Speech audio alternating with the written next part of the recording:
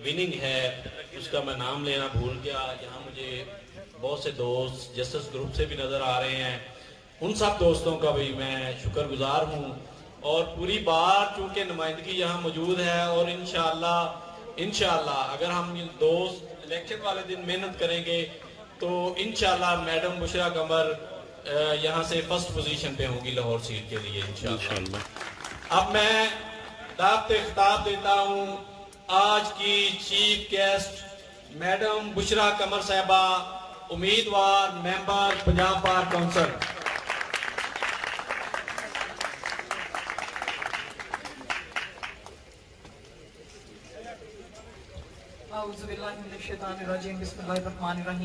अस्सलामुअलैकुम। मुअज़्ज़ज़ मेंबरान बार, जाहिद रशीद साहब, मेरे प्यारे भाई जिन्होंने ये महफिल सजाई, मैं उनकी बहुत मशकूर हूँ और आप सबकी भी बहुत मशकूर हूँ कि आप उनकी दावत पे तशरीफ लाए और आपने मेरी वोट और सपोर्ट का ऐलान किया।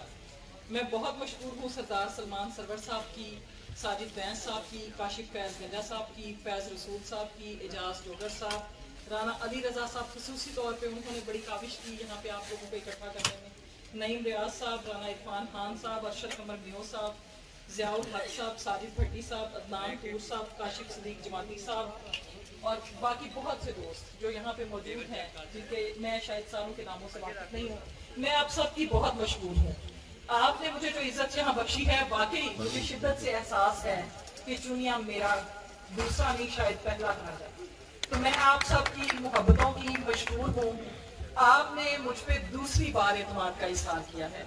एक बार पहले भी आप अपने वोट से मुझे कामयाब करा चुके हैं और मैं आपकी मोहब्बतों की मशहूर हूँ और आइंदा जो अब आपने मेरे लिए ऐलान किया है मैं इंशाल्लाह कर्जदार रहूंगी।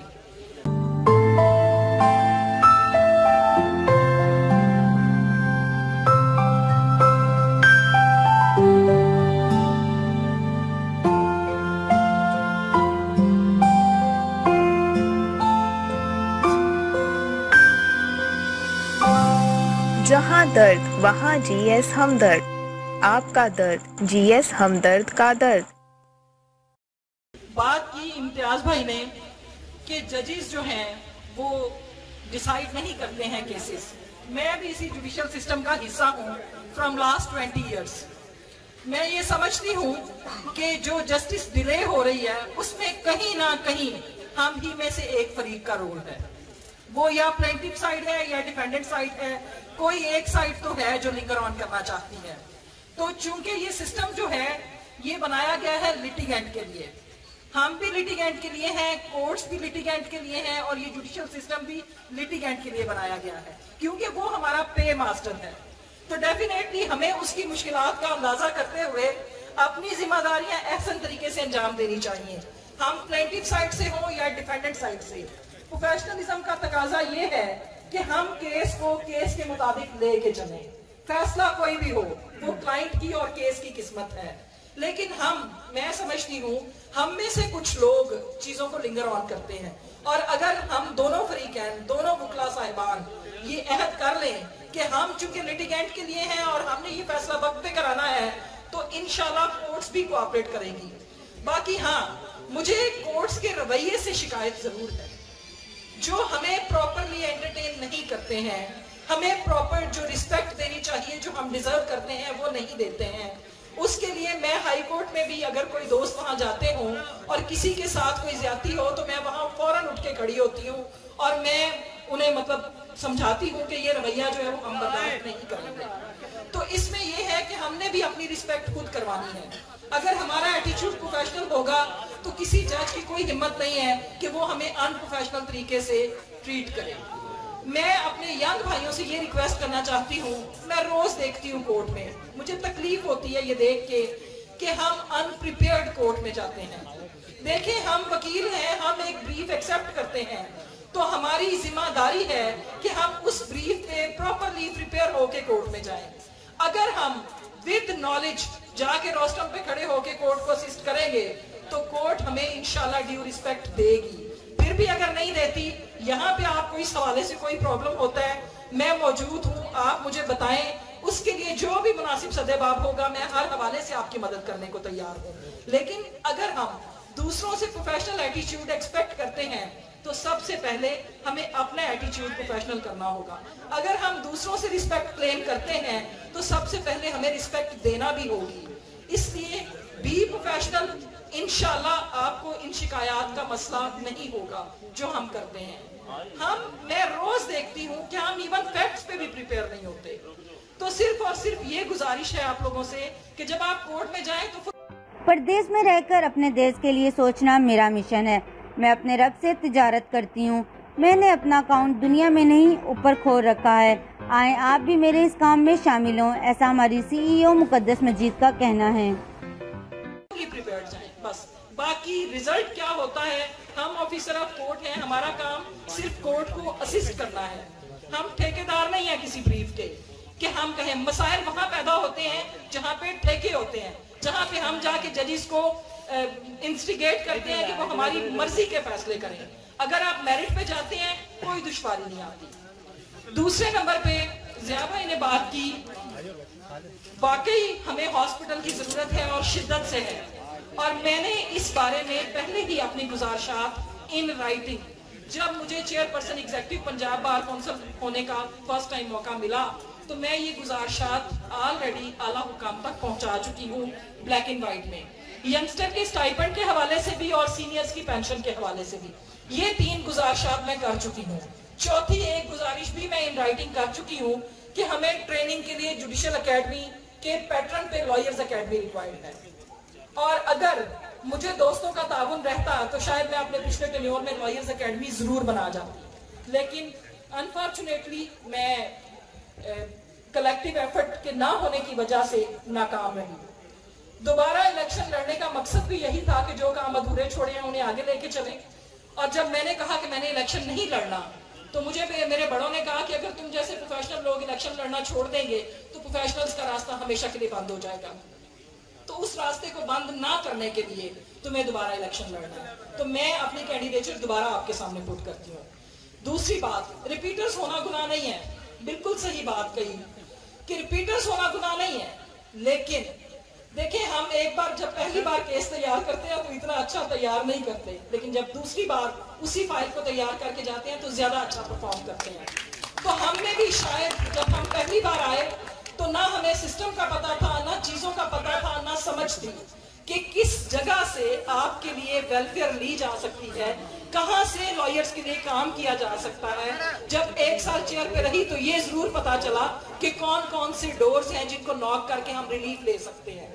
उन डोर्स को नॉक भी किया, लेकिन आपको भी पता है कि एक दिन की एफर्ट से ये इनकलाब बर्पा होने वाले नहीं है। सुप्रीम कोर्ट की हाउसिंग सोसाइटी का मामला हम लास्ट 7-8 ईयर से उसको लेके चले हुए हैं और अब अल्हम्दुलिल्लाह सुप्रीम कोर्ट से जजमेंट सुप्रीम कोर्ट लॉयर्स की फेवर में आई है। इसी तरीके से हम पंजाब बार काउंसिल के फोरम से मैंने एक सजेशन दी थी जब मैं चेयरपर्सन थी कि हमें डिफरेंट एरियाज में जो लैंड पड़ी हुई है वहां से हर एरिया के लिए जो है वो हम सोसाइटी बना सकते हैं। अब तो सोसाइटीज एक्ट भी आ गया लॉयर्स के लिए सुप्रीम कोर्ट का, उसी की आड़ लेके हम भी इंशाल्लाह इस मैटर को आगे ले जा सकते हैं। जहां तक बात है स्कूल्स के हवाले से, तो इसमें भी जब मैं चेयरपर्सन थी तो हमने कोशिश की कि कुछ स्कूल्स जो हैं लाहौर की हद तक उनसे हमने कांटेक्ट किया कि हमारे जो लॉयर्स के बच्चे हैं उन्हें स्पेशल कोटा भी दिया जाए और उन्हें फीस में भी जो है वो स्पेशल डिस्काउंट जो है वो दिया।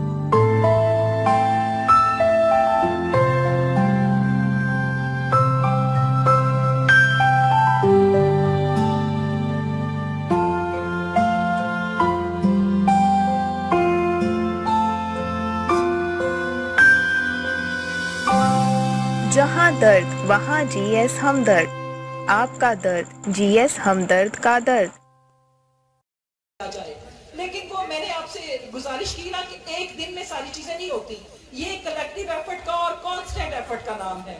इसमें अगर आप कुछ प्रोफेशनल लोगों को बार में भेजेंगे तो वो आपकी नुमाइंदगी बेहतर तरीके से करेंगे और प्रोफेशनली करेंगे। तो मेरी सिर्फ आप लोगों से यही गुजारिश है कि मैं अपनी कोशिश पूरी की जब लास्ट टेन्योर में थी कि वुकला की वेलफेयर के लिए भी करूं और इस काले कोड के तकद्दुस को भी पामाल ना होने दूं। और जो जाली वुकला के हवाले से भी मैं सबमिट करूंगी कि 2015 में जस्टिस जवाद एस खाजा के दौर में मैं ही वहां पे असिस्ट करती रही और ये जो जाली वकला के खिलाफ जो ऑपरेशन स्टार्ट हुआ था वो 2015 में हुआ था। जस्टिस जवाद एस खाजा साहब का वो ऑर्डर था और उसमें उन्होंने, मैंने ही वहां पे सजेशन दी थी कि हमारे पास फंड्स नहीं है तो गवर्नमेंट जो है वो ये डिग्रीज वेरीफाई करवाए ताकि हमें इस चीज से निजात मिले। वो सारा प्रोसेस मुकम्मल हुआ। 2018 में आके उस पर दोबारा वर्किंग स्टार्ट हुई क्योंकि सेंटर वाले चीफ ने, अनवर ज़हीर जमाली साहब ने उस केस को टेकअप करने से इनकार कर दिया।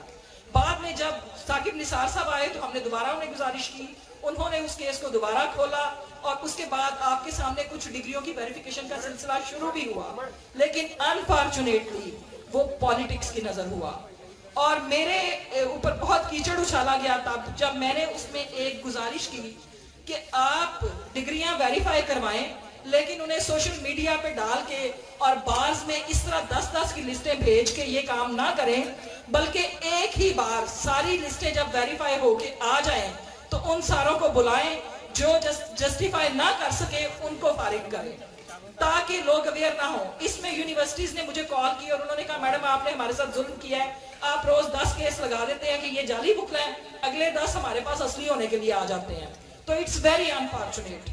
तो हम उस कोशिश को जो हम 4 साल से कर रहे थे हम फेल हो गए किसी भी वजह से और हम अपना वो मकसद अचीव नहीं कर सके कि हम अपने अंदर से वो काली भेड़े निकाल सकें जो इस प्रोफेशन की बदनामी का बायस है। तो मेरी आप लोगों से ये गुजारिश है कि अगर आपके पास यहाँ कोई ऐसे लॉयर्स हैं जिन्हें आप समझते हैं, मैं समझती हूँ वकील तो जाली नहीं होता, अगर कुछ ऐसे अनासर हैं जिन्हें आप समझते हैं कि वो वकला नहीं है और हमारे अंदर वो काली भेड़े हैं, तो आप पॉइंट आउट करें।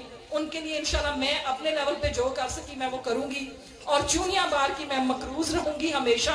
आपको जहां जब मेरी जरूरत हो, मेरा नंबर जो है वो मैं चूनिया बार की सारी लिस्ट से शेयर करती हूँ। आपको जहां जब मेरी जरूरत हो आप आवाज दीजिएगा, मैं इंशाल्लाह आपके शाना बशाना खड़ी होंगी और आप कभी भी मुझे अपने से एक कदम भी पीछे नहीं पाएंगे। आखिर में जाहिर रशीद साहब का दोबारा शुक्रिया अदा करूंगी। साजिद भट्टी साहब भी मौजूद है, मेरे बड़े प्यारे भाई हैं, इन्होंने भी बड़ी कोशिश की है आज के इस फंक्शन के लिए। मैं आप सबकी बहुत मशहूर हूँ, तो मुझे वोट कीजिएगा, सपोर्ट कीजिएगा। इंशाल्लाह अगर अल्लाह ताला ने मुझे इज्जत दी तो मैं आपकी इज्जत में कमी का बायस कभी नहीं बनूंगी, ये आपसे वादा करती हूँ कि इस काले कोट के तकद्दुस को कभी पामाल नहीं होने दूंगी। Thank you very much.